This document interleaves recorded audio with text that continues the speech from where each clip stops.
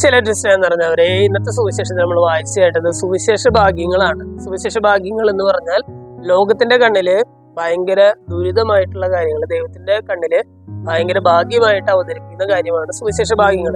ഇവിടെ പറയുകയാണ്, ദരിദ്രരെ നിങ്ങൾ ഭാഗ്യവാന്മാർ, സ്വർഗരാജ്യം നിങ്ങളുടേതാണ്. കാരണം ഈ ലോകത്തില് നിങ്ങൾക്ക് നിങ്ങളുടേതായിട്ടുള്ള ഒരു സ്പേസ് നിങ്ങൾക്ക് ഉണ്ടായിരുന്നില്ല. പക്ഷെ ദൈവം പറയുകയാണ്, ദരിദ്രരായിട്ടുള്ള നിങ്ങൾ ഭാഗ്യവാന്മാരാണ്. കാരണം എന്താണ്?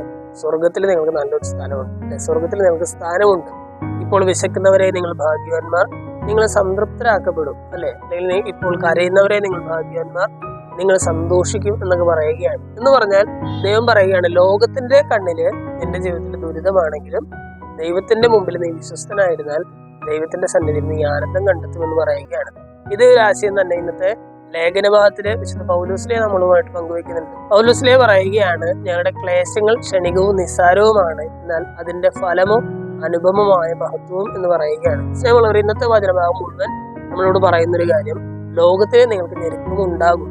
നമ്മൾ മനുഷ്യരാണ്, നമ്മുടെ ജീവിതമാണ്. ഇതിൽ ഞെരുക്കമുണ്ടാകും, സഹനമുണ്ടാകും, വേദനയുണ്ടാകും, പ്രതിസന്ധികൾ ഉണ്ടാകാം.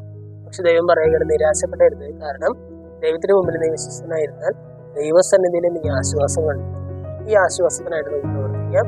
ദൈവത്തിന് മുമ്പിൽ വിശ്വസ്തയുടെ വ്യാപരിക്കണം എന്ന് പറഞ്ഞിട്ട് പ്രാർത്ഥിക്കാം. ദൈവം എല്ലാവരെയും സമർത്ഥമായിട്ട്